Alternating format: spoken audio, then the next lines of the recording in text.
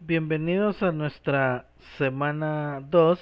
Ya estamos en la siguiente lección y en esta lección vamos a hablar sobre el renacimiento humanista y la reforma protestante. Slide 3. La Edad Media, que es parte de todos esos periodos en que se forma el pensamiento occidental, hay una dialéctica en la Edad Media baja, o sea, todavía antes del siglo XIV y XIII. Y esta discusión que se da era entre si usted es espiritual o si usted cree en lo espiritual, en lo eternal, entonces usted está cerca de Dios, de la divinidad, de lo religioso. Pero si usted no es espiritual, usted es terrenal, usted está cerca de lo natural, es más apegado a la idea de el hombre como lo más importante o como el objeto más importante de estudio. Entonces, a partir de aquí se da este como especie de dualismo que ustedes lo van a entender más cuando lean las tareas y hagan las tareas. Eh, entonces, si es espiritual eternal, equivalente a Dios; si es terrenal o natural, equivalente al hombre. Siguiendo con el transcurso de la formación del pensamiento occidental, vamos aquí al slide 4 y hablemos algo más de la Edad Media. En la Edad Media Alta, el periodo en que las personas se interesan profundamente por lo sobrenatural, por lo divino, por lo religioso, por lo que no se puede ver, por lo espiritual. Veían al cielo y se olvidaban de la tierra. Investigaban lo teológico, pero no lo natural, no lo científico. O sea que todo el pensamiento humano, todo el pensamiento occidental, del hombre occidental, se centra más en lo teológico, en lo sobrenatural. Slide 5. La forma de pensar entonces en la Edad Media tiene que ver con que los hombres deben mirar la esperanza de la vida eterna, más allá, se olvidan de lo terrenal, de las causas justas inclusive. La opinión de los hombres no importa mucho. Lo más importante en la Edad Media era lo que Dios ve. Otro elemento de la forma de pensar del hombre occidental en la Edad Media es que tener una conciencia de la eternidad, de las cosas eternas, eso es lo más importante. Más importante que la justicia, más importante que el derecho, etcétera. De lo correcto. Era lo eternal. A la Edad Media le sigue el Renacimiento, como otra etapa del periodo del pensamiento occidental. En el Renacimiento ya hay un despertar, y esto es clave para entender no solo historia de la universal, no solo historia de la filosofía, no solo historia de la teología. ¿Qué pasa entre la Edad Media y el Renacimiento? Entre toda la Edad Media, tanto alta como baja. Es que hay un despertar, hay un renacimiento del interés del hombre en la naturaleza, por las cosas que se pueden tocar. Empieza a rechazar lo divino. Al hombre le interesan las ciencias, la geografía, la astronomía, las letras, la imprenta, el comercio, todo eso. Aunque siempre se dio el comercio, pero ya con un cierto intelectualismo. Comienzan a leer las obras antiguas, y aquí es lo que les estaba mencionando, tal vez no me captaron en la primera parte de la lección de esta semana 2, es que hay un resurgimiento a mediados del siglo XIII, XIV y XV, en todos esos siglos, por el pensamiento griego romano de la antigüedad. O sea, tenemos que trasladarnos a los siglos 5, 6, 7, perdón, 5, 4, 3, 2 antes de Jesucristo, con el nacimiento de la filosofía clásica griega. Hay un despertar. Se vuelven a leer las obras de Aristóteles, se vuelven a leer las obras de Platón y todos esos grandes filósofos. Slide 7. El tema entonces recurrente del Renacimiento es el hombre en todo su esplendor. Y un arquitecto de ese pensamiento es Leonardo da Vinci. Por ejemplo, Leonardo da Vinci en su época, él era pintor, escultor, arquitecto, filósofo, ingeniero, inventor, matemático. naturista. Ahí tendía el hombre su máximo esplendor, mientras que en la Edad Media Alta, o sea, a finales del siglo XIII-XII, no había interés sobre el hombre como un ser natural, todo se pensaba en Dios o en la teología. Entonces, antes de hablarlo de la reforma en el slide 8, quiero concluir que el hombre pasa de pensar en Dios a pensar en él, en el hombre.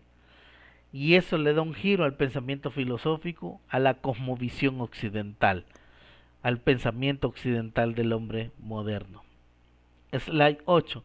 De ahí hay otro movimiento que sacude las entrañas de la iglesia, pero también del pensamiento filosófico, tanto ya racionalista, ya humano como teológico, y es el tema de la reforma. Bueno, esto no es una clase de la reforma de historia del cristianismo, pero hay elementos que tenemos que considerar, y es hay los abusos, los escándalos, la autoridad de la iglesia motivaron el regreso por el estudio de las Sagradas Escrituras. Claro, ya el hombre del siglo XVI ya es más culto que unos 4 o 3 siglos antes. Los reformadores rechazan todo lo que no refleja el cristianismo bíblico, y esto afecta las estructuras de la iglesia. En slide 9 aparece la figura de Martín Lutero con su postula de sola fe y sola escritura. Y después de la reforma, y aquí estoy en el slide 10, el hombre moderno nace entre tres pensamientos. Es como tres ríos que cada uno de sus caudales terminan en uno solo. Tres formas de pensar del hombre moderno, ya del siglo XVI. O sea, fíjense bien, el hombre ya de Occidente, de la época del siglo XVI, está bajo tres como visiones. O toma las tres o hace una síntesis de cada una de ellas, ¿no? Y es el humanismo, el catolicismo y el protestantismo. La cosmovisión humanista del siglo XVI es antropocéntrica. Sus fuentes son la Grecia antigua y Roma. Todo está centrado en el hombre. Recordemos. El catolicismo romano es eclesiocéntrico. Quiere decir que su centro es la iglesia, la estructura y la tradición. Mientras que el protestantismo profesa lo teocéntrico, vio hacia el cristianismo primitivo, regresa y se centra en Dios. Pues estas tres formas de ver el mundo, porque son tres formas de ver el mundo, independientemente si estamos en lo religioso o no. Pero el pensamiento protestante, el pensamiento católico, el pensamiento humanismo, que en realidad son cosmovisiones, cada una tiene un centro. Y esa era la forma de pensar del siglo XVI. Entonces, claro, estamos bajo tres cosmovisiones. Algunas se mezclan, otras no, otras totalmente se separan. Slide 11. Estas tres formas de pensar, que las hace reconciliables, son sus tres tipos de base de autoridad que tiene el hombre de Occidente. Y son, o el pensamiento de Occidente, el hombre, la iglesia y Dios. Una cosmovisión distinta. Ya el hombre del siglo XVI tiene una cosmovisión distinta a las demás formas de pensar de los 15 siglos anteriores. Slide 12. Vamos a seguir viendo entonces ahora el crecimiento del humanismo. Porque es el pensamiento moderno que está afectado por el crecimiento del humanismo, por la cosmovisión humanista. El humanismo inicia su desarrollo con el racionalismo, aquí estoy en el slide 13. Básicamente el racionalismo es toda forma de pensar en base al razonamiento humano. En los siglos siguientes al Renacimiento, la filosofía se va independizando de la teología, claro está, por el surgimiento de estas cosmovisiones que explicamos anteriormente, y otros aspectos de tipo histórico, político y sociológico. Tanto la escritura como la existencia de Dios se ponen en tela de juicio, sujetas primero a un escáner de racionamiento humano. El racionamiento humano le pasa como un escáner a las Sagradas Escrituras y evalúa lo que está bien, lo que está mal, lo que es un error, lo que no es un error, lo que es mito y lo que puede ser real. Siguiente slide.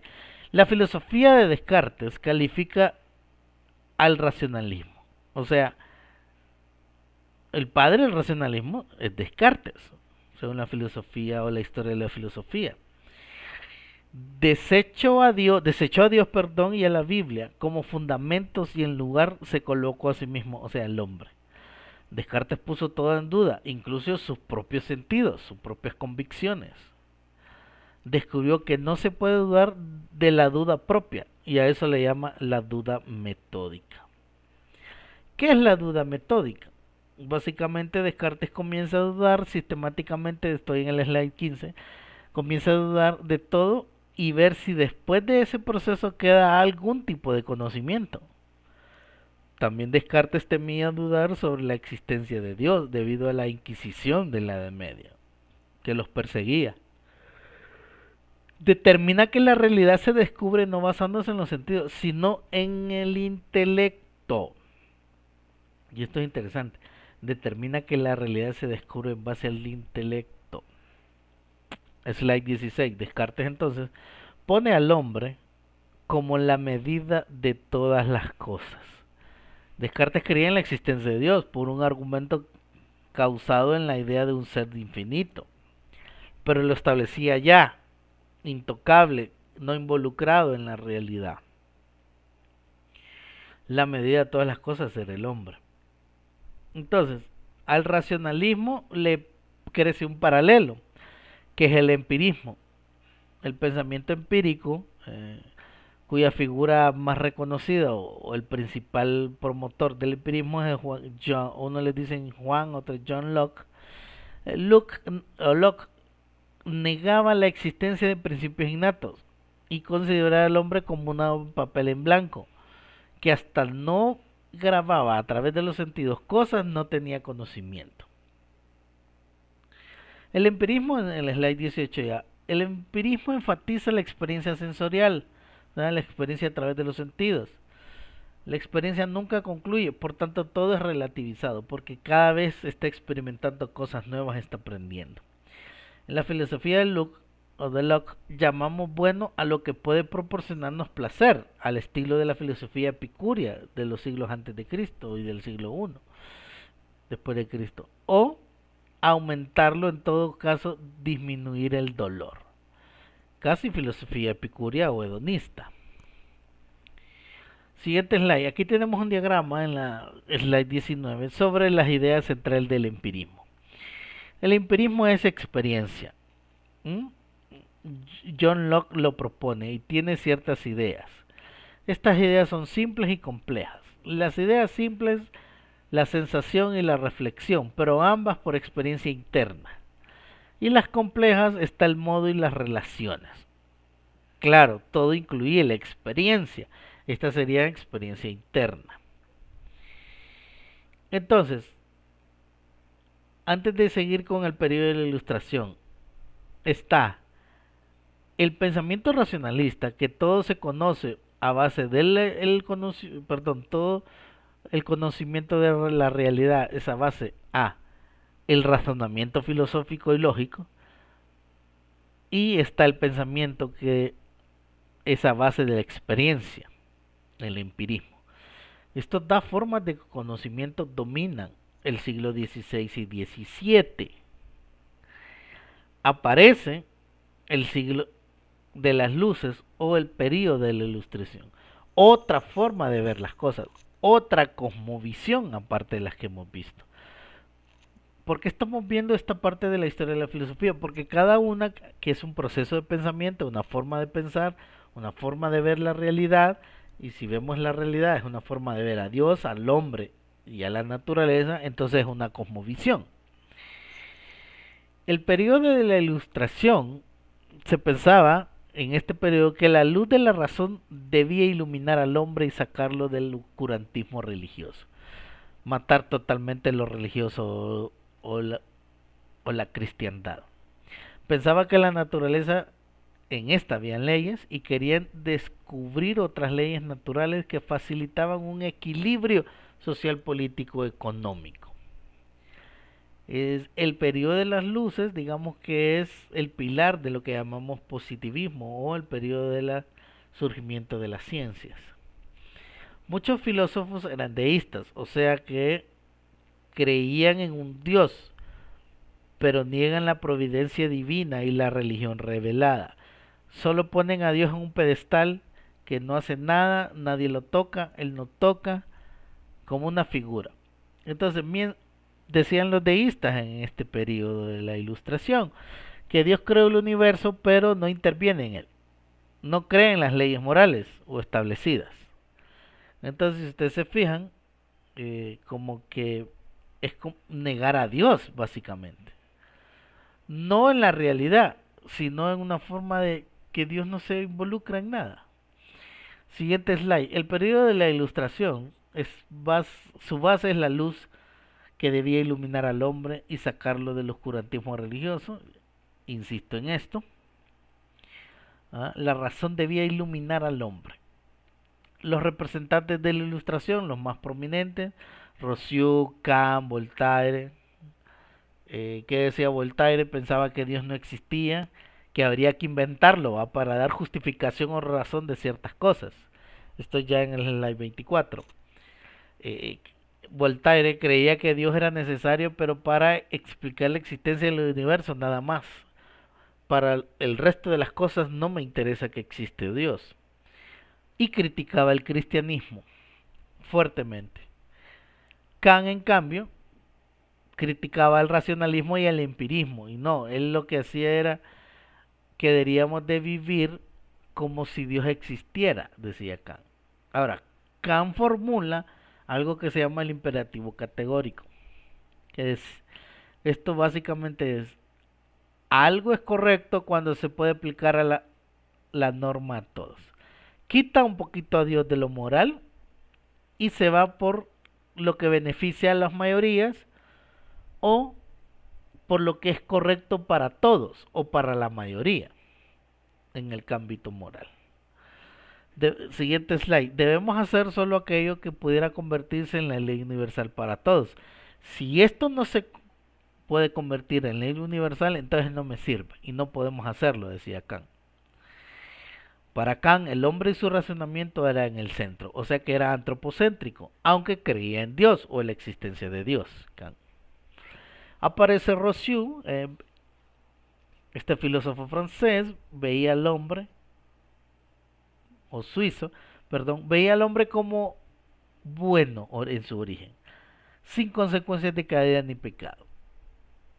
El hombre es bueno, pero la civilización no. Entonces, básicamente lo que decía Rousseau es que al hombre lo hace malo el contexto. El hombre debe ser guiado por los sentimientos o su conciencia, decía Rousseau. Pensaba que Dios existía, pero cada uno debe adorar a su manera, de acuerdo a lo que le dicta su corazón. Esto puede ser peligroso. Entonces fíjese bien, el pensamiento de la Ilustración o la cosmovisión de la Ilustración estaba basada fuertemente en el pensamiento de estos tres hombres, Voltaire, Kant y Rousseau. Y eso nos da paso a otro sistema de cosmovisión, otra forma de pensar, que es el positivismo. Creo que es el último que vamos a ver en esta lección. Hay más. Aparece Augusto Comte y las corrientes filosóficas que exaltan el saber científico. Y aquí tenemos un boom de todas las ciencias. Aparece en la matemática como ciencia, la sociología, la psicología, el derecho, ya como ciencias un poco más estructuradas.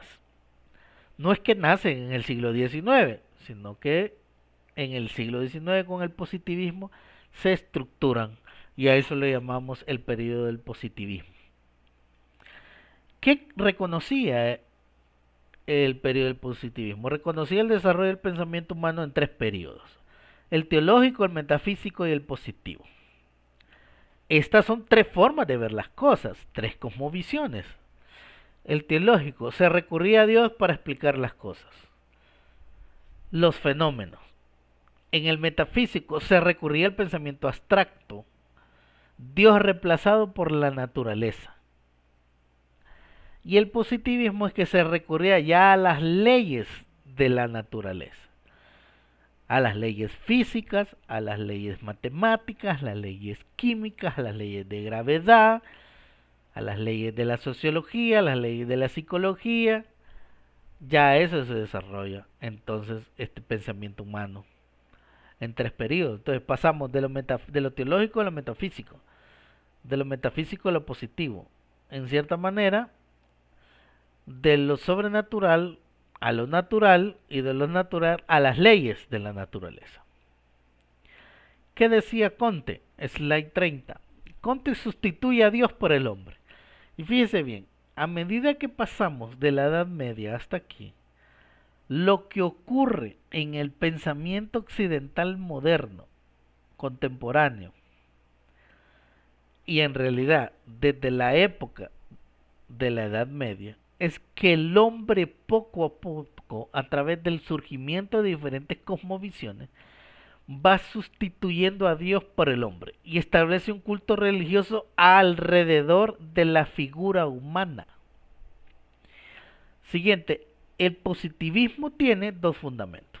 Uno, toda la realidad puede ser explicada y controlada en base a la ciencia, nada que ver con lo religioso, ni con lo mítico, ni con lo teológico. Y dos, si conocemos las leyes de la naturaleza, supuestamente inmutables, o sea que no cambian, se pudiera determinar entonces el comportamiento del futuro. Entonces que el hombre ya se vuelve como Dios, porque puede determinar el futuro. El precio, ya estoy en el slide 32 y aquí nos vamos a quedar con este tema. El precio de ignorar a Dios es que perdemos nuestro punto de referencia eterno y no somos capaces de interpretar nuestra propia dimensión. Es un pensamiento anónimo. Después del positivismo viene el pensamiento humano de los siglos XIX y XX. Estoy en el slide 33, que básicamente se centra en el superhombre. La idea de Nietzsche de que el hombre se convierta en Dios y se supera a uno tras otro. Si llega a superar sus propias etapas, entonces ya no necesita a Dios. Es característico del siglo XX y del siglo XIX, del siglo XX y ahora del siglo XXI, que esta cosmovisión está caminando al par del avance de la ciencia, de la tecnología, menos necesita a Dios y aparece una nueva civilización, que es la civilización que nace a la par de la tecnología. Y llega un punto en el cual, o puede llegar un punto, que la cosmovisión occidental totalmente va a negar a Dios a través de toda su estructura. Bien, aquí terminamos entonces la semana 2. Espero que haya sido de mucha utilidad esta lección y nos miramos en la próxima semana. Bendiciones.